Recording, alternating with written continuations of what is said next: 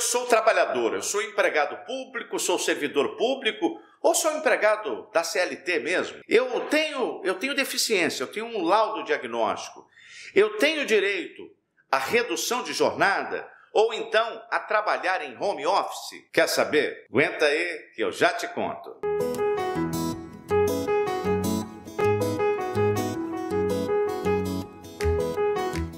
Pessoal, muita gente me pergunta sobre redução de jornada. Não só me pergunta, como também muitos servidores, empregados públicos me contratam para discussão sobre redução de jornada e agora, recentemente, muito por causa de trabalho em home office, que é o teletrabalho, trabalho à distância. E todo mundo que ainda não está muito intimizado com esse tema tem dúvidas se isso é um direito só do servidor público, se isso é um direito também para quem trabalha pela CLT.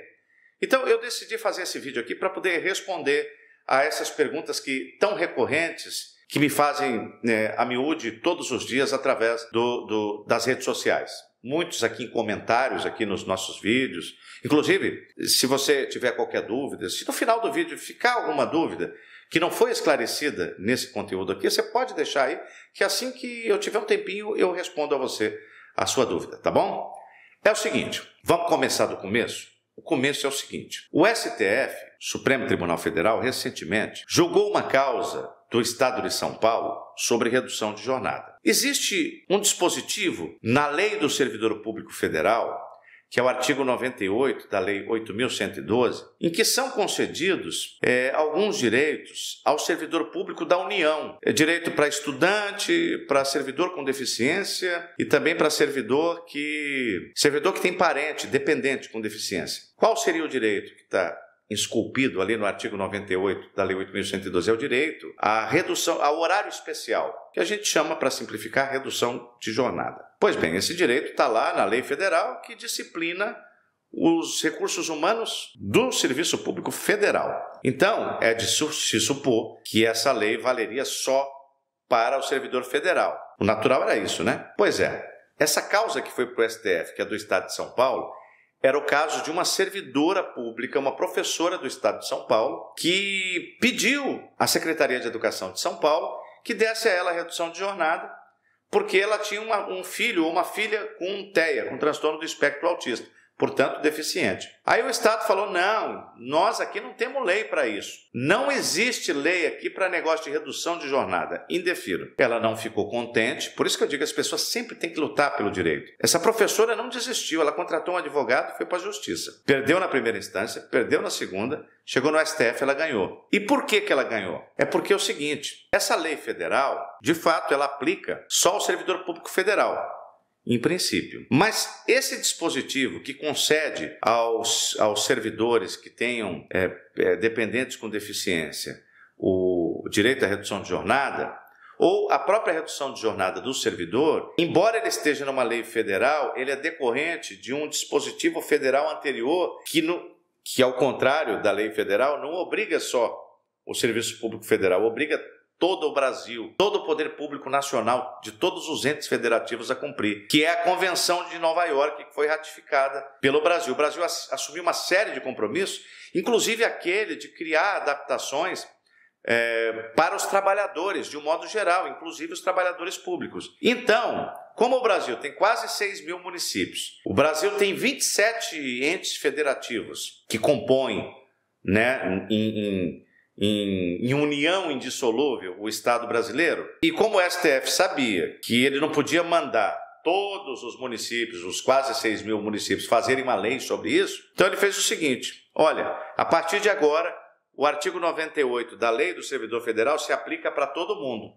Todo mundo tem direito à redução de jornada se for deficiente servidor público. Ok, servidor público é aquele servidor que presta concurso e está submetido ao regime jurídico estatutário. É muito comum as pessoas me perguntarem, tá, e aquele outro funcionário público que presta concurso também, mas que ele não é estatutário, que ele é seletista? Por exemplo, o cabra que trabalha numa empresa pública, né, numa sociedade de economia mista, como o Banco do Brasil, por exemplo, né, que trabalha numa empresa pública, tipo Caixa Econômica, esse pessoal é da CLT, mas eles também prestam concurso. Também vale para eles? Vale. Por que que vale? Porque o TST decidiu que vale. O Tribunal Superior do Trabalho aplica a miúde essa decisão do STF aos funcionários públicos regidos pela CLT. Eles também têm direito à redução de jornada. Finalmente, e o empregado comum? O empregado que trabalha numa indústria qualquer privada, ele não prestou concurso, ele simplesmente foi contratado. Olha, esse direito é para todos, inclusive para o cara da CLT que não prestou concurso, que trabalha numa empresa privada. Também tem direito. Mas aí eu abro uma ressalva, que é a seguinte: esse funcionário seletista comum que trabalha numa empresa privada é mais fácil de ser mandado embora. E a decisão da empresa privada de mandar alguém embora pode ser imotivada. Não precisa dizer por quê. Então, muito embora seja possível, e tem a decisão do TST, inclusive, obrigando a indústria, empresa brasileira, empresa grande, privada, a dar redução de jornada para funcionário, existe um risco envolvido aí de que, de alguma maneira, essa empresa consiga mandar essa pessoa embora imotivadamente. Claro que isso também pode ser discutido. Se a empresa privada fizer isso, o empregado pode alegar motivo de discriminação, pode demonstrar por A mais B que ele foi mandado embora porque é deficiente e porque está usufruindo de um direito, e não porque a empresa realmente o queria mandar embora. Então, tem essas questões, né, que ainda podem ser arguídas em defesa do trabalhador da empresa privada, que, embora tenha direito à redução de jornada, se for ele mesmo deficiente ou se tiver dependente com deficiência, é uma situação um pouco mais arriscada do que o dos servidores empregados públicos, que é um pessoal que tem alguma estabilidade, né? O servidor estatutário tem estabilidade quase absoluta, né? E o empregado público, embora o STF tenha dito que possa ser demitido, precisa justificar o motivo da demissão. Então, é um fator também que complica a demissão do empregado público.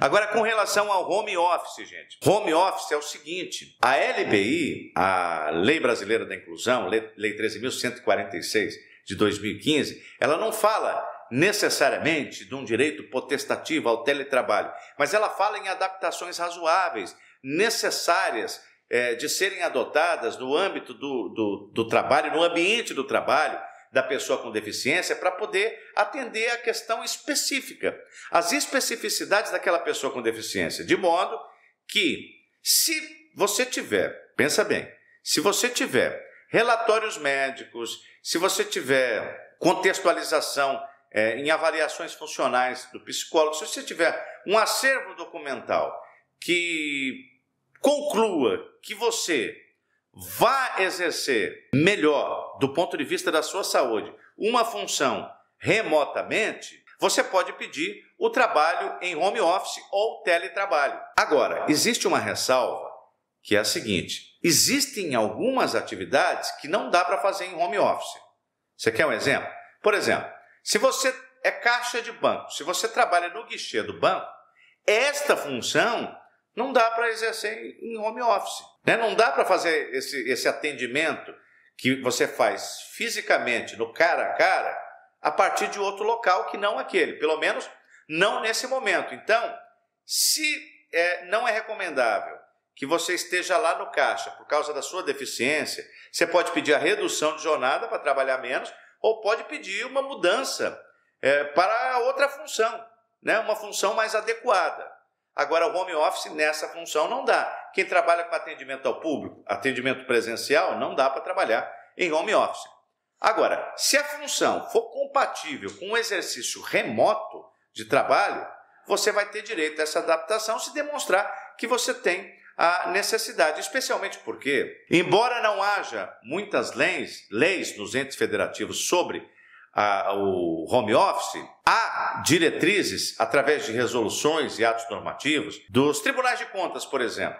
Muitos tribunais de contas já normatizaram o trabalho em home office ou teletrabalho, limitando inclusive o percentual de servidores que podem estar inseridos no teletrabalho, né, porque não pode ser todos. Hoje em dia, nacionalmente, convencionou-se que Até 30% dos servidores estarem trabalhando em regime de teletrabalho é uma normalidade, perfeitamente aceitável. O CNJ, o Conselho Nacional de Justiça, excluiu dos limites percentuais para trabalho em home office ou teletrabalho as pessoas com deficiência. O que significa que quando há servidor com deficiência que pede trabalho em home office ou teletrabalho, você não deve aplicar os limites percentuais. Eles podem, sendo pessoa com deficiência, pode exceder aqueles limites estabelecidos pelos tribunais de contas.